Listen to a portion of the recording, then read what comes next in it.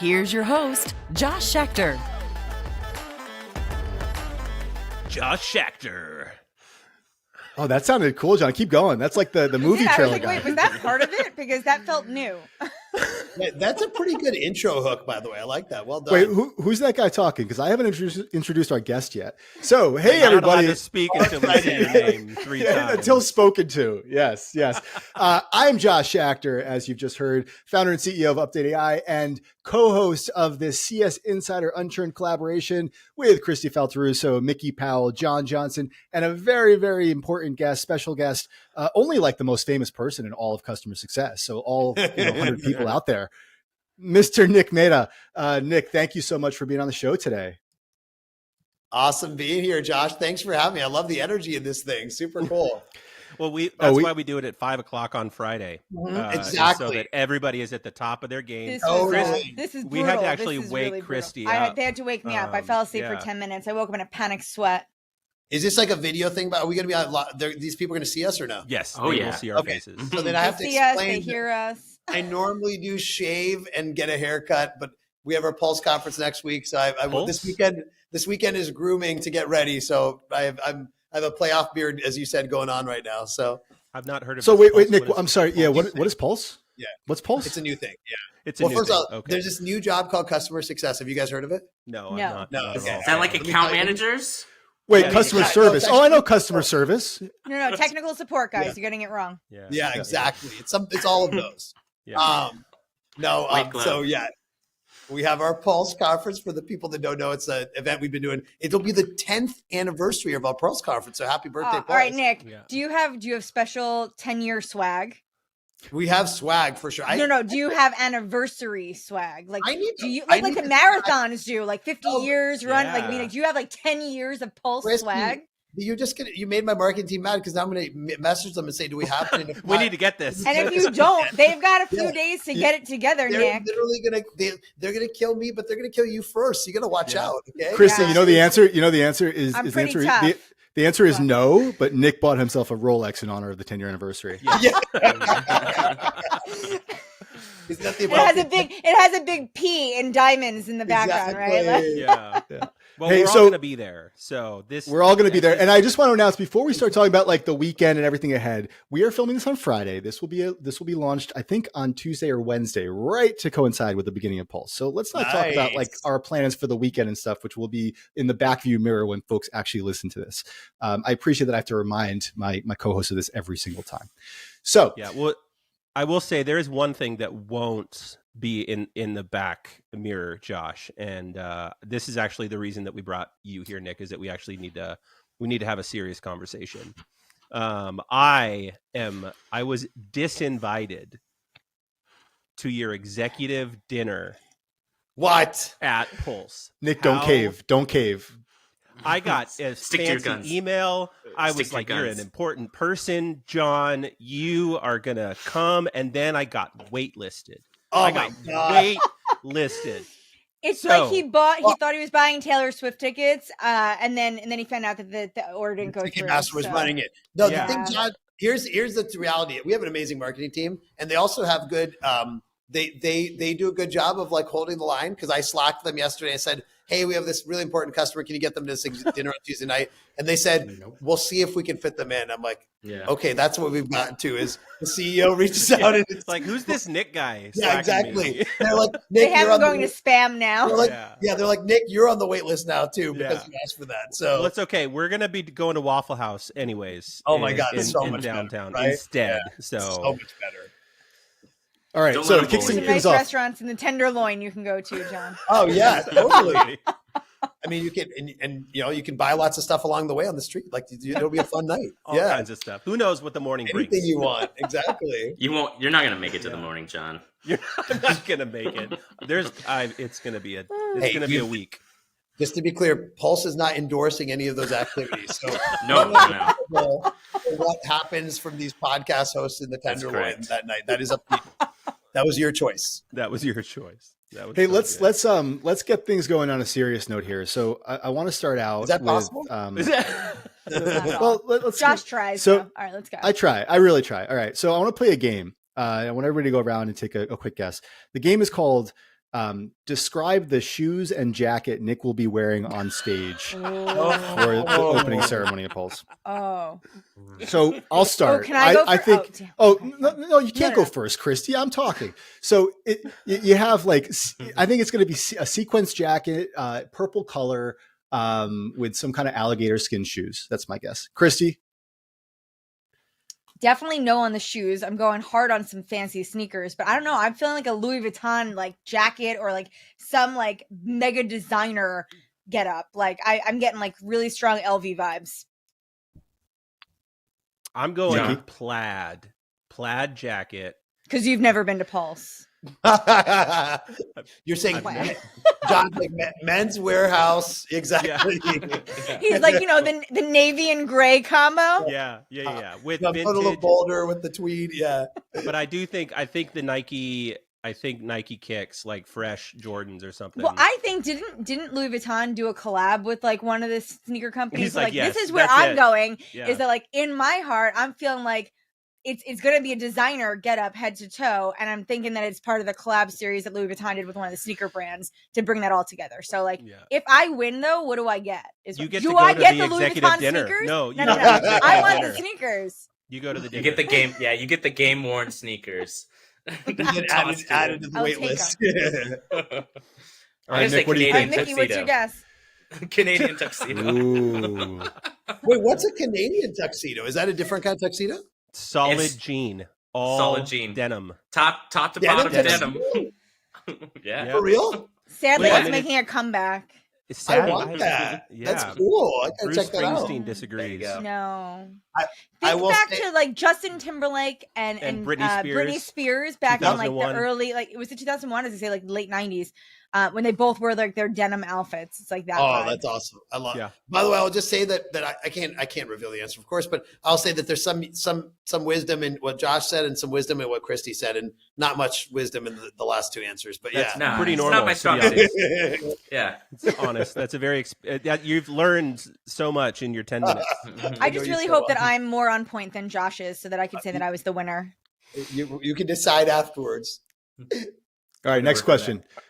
We realized actually in our little pre-game here that we all have drinks in our hand. Nick, do you have anything? Are you drinking anything right now?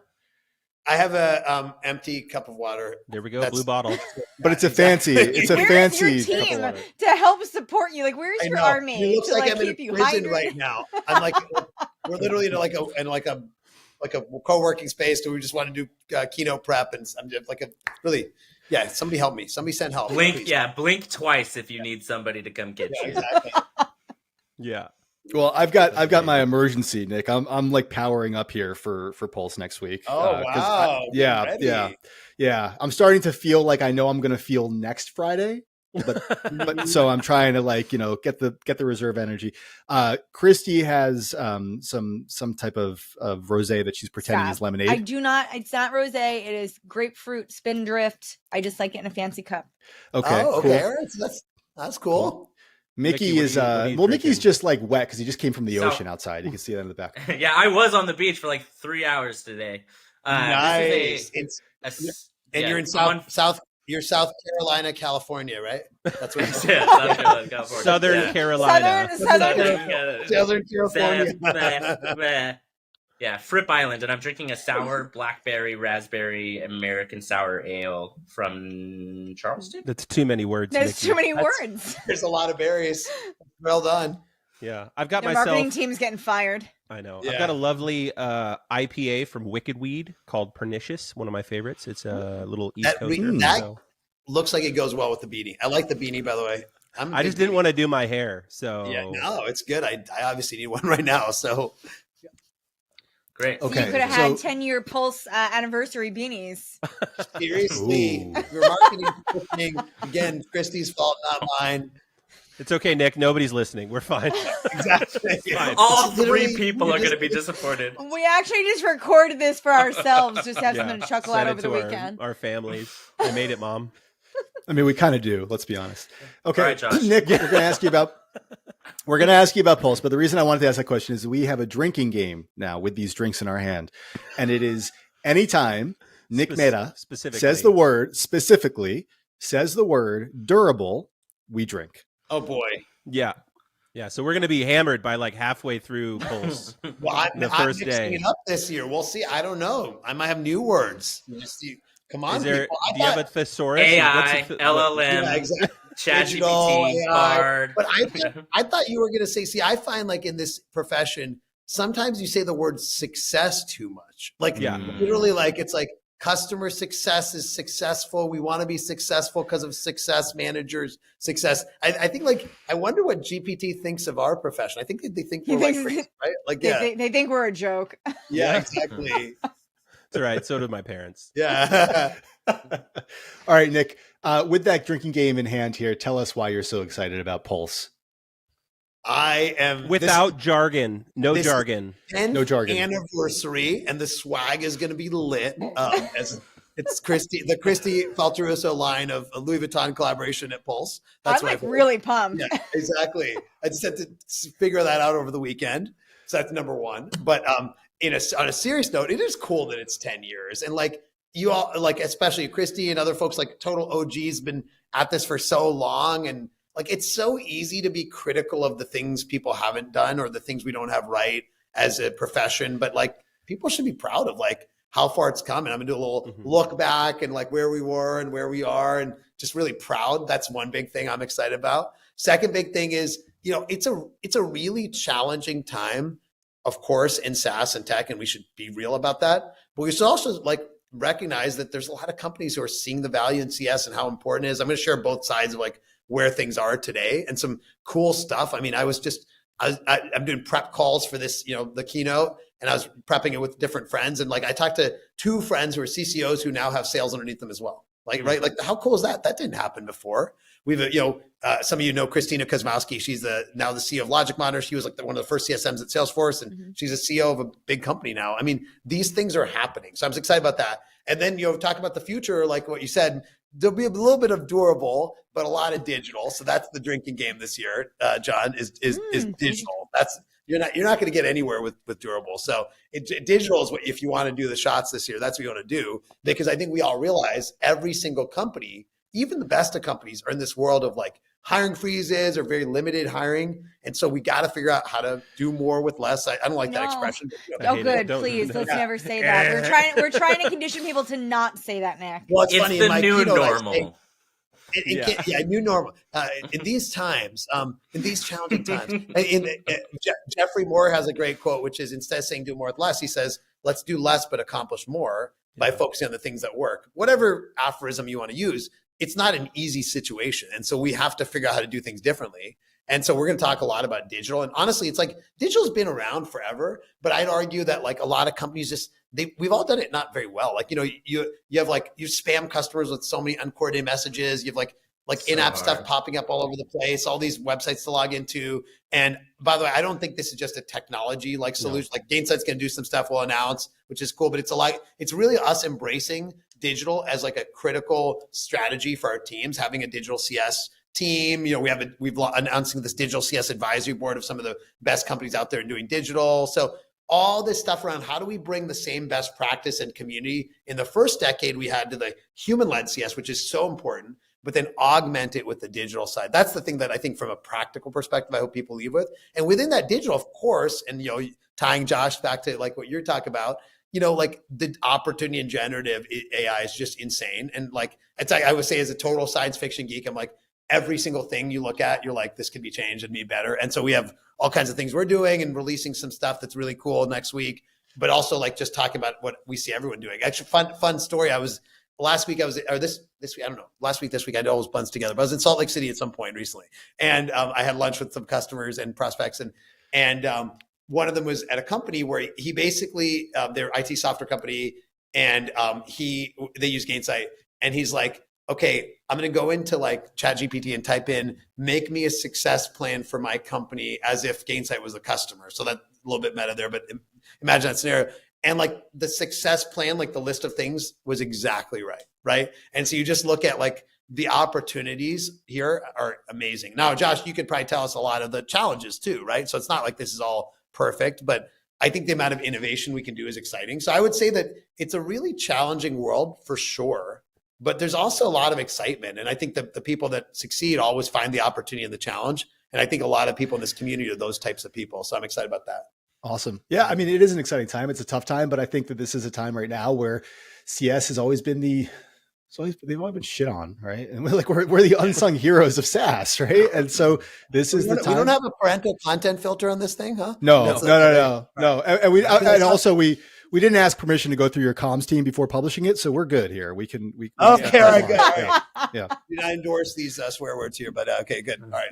Yeah. Well, what I love about this, I've not been in the upper echelons where you guys have been, but I've been practicing CSM for almost 11 years now. I was actually your CSM for a couple years over at Splash. Nick, cool. Yeah. Which is pretty rad. But anyways, what I love is we're starting to look at the emphasis of what we do, right? CSMs used to like, you came out of AEs or you came out of CSRs or all this other kind of whatever feeder we had, right? Where today you kind of have to you got to be a marketer. You got to understand, you got to understand how to write. You got to understand how to find where people are at. You got to understand data and analytics. And it's not only is it up leveling what we're doing as an individual and as a practitioner, but the big groups that we're doing like Pulse and all these things around the country are allowing all of us to have these conversations in a large scale that just wouldn't happen without it, right? I mean, these are the reasons that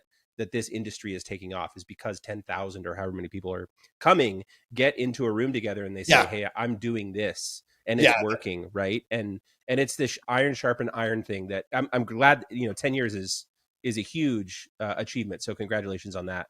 I appreciate that. And by the way, I totally agree with you, John. Like, I mean, I look at, it's not really just Pulse, it's just this community in the broad sense of the word. And I'm going to flatter Kristi, people like Kristi who are all constantly trying to help other people. And it's like this very unique thing about this job. I don't think every other profession's like this, where like everyone wants to help everyone else all the time. And you see it all the time on LinkedIn or wherever you go. And it's just amazing. Kristi, you probably feel the same way, right? It's just awesome to be a part of it. Yeah, I mean, you don't see it in any other industry. Actually, quite the opposite, right? I feel like everybody gatekeeps their secrets and like their trademarks of like what they do, right? Like you don't see other salespeople telling them how to like go crush it at their job. No. But whereas customer success, right? Like I don't think that there is a LinkedIn post that isn't like prescriptively written of like, here's this problem that I solved. Here's how I did it. Here's how you can go do it. And here's all the tools and templates I built to go do it. It's a very unique and special space. And I think it's one of the only communities that you see. It doesn't matter if, I mean, Nick, look, in a world where we would work in another industry as competitive solutions, right? We might not be on the same podcast being as chummy as we are, right? But it doesn't matter, right? Like, I mean, I know that like, Dave Blake, our CEO at Client Success, has calls with other CEOs and other, companies as well. And it's just really beautiful to see that like, regardless of where we are, regardless of what we're all trying to accomplish, we're all trying to do it together and push this industry forward. Totally. I love that. So well said, Kristi. Well, we're all empathetically driven, right? So most of us got into this because we care about people. We care about, like, we've all been on a call where we just did not get the things that we needed, like with anything, right? So we come into this industry saying like, I can actually help people connect the dots. I can actually like solve problems here. And most of the people that I've met in this industry are driven by empathy. And when you get a bunch of empathetic people in the room, there's probably a lot of tears, but there's also like a good amount of like support structure, right? Like, I mean, we are built to support each other, and it's what I love about it. It's why I have always hated going in, like never wanted to go into sales. Just couldn't do it. Well, and John, one of the things I plus one, but also build on that is I think it's empathy 100%, but that's not the whole story. Yeah.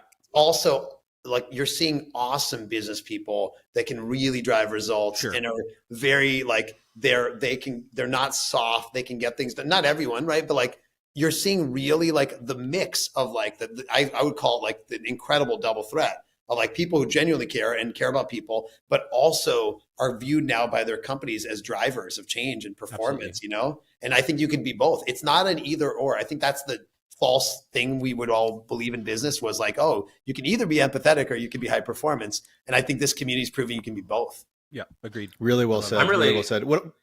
Go ahead, Nick. Go ahead, Josh. Oh no, I was going to transition us into kind of like another topic, and to kind of piggyback on what you're saying, Nick. I'm really excited about LLMs, ChatGPT, this whole shift, because I'm bad at like the day-to-day grind it out execution stuff. I'm really good at the strategy and the deep thinking. So I write a lot about ChatGPT Yeah, I've and seen these your writing. tools, That's awesome. and I'm giving it all away to your point. I'm just like, take it all, because I'm like, I want to help us go. But it has helped me so much spend more time in the areas I'm strong. So I want to hear everybody's opinions on if we take stuff off of CSM's plate, like creating a success plan, which I've done, by the way, and I did it on a webinar. I'll happily share it to you. It was effing awesome the first time I did it. I was like, this is how you're going to do success plans in the future. I'm like, what do we do with all that extra time? If CSMs have more time, which I'm gonna make a prediction that CSMs are gonna have 20 to 50% more time on their hands. So what do we do with that 20 to 50? Wait, that's idle time? That's a big number. That's a big number. You're saying we're getting back 20 to 50% of our time. Yeah, and that's actually Does based that off of like I don't think that Mickey's naps? ever been a CSM. Yeah.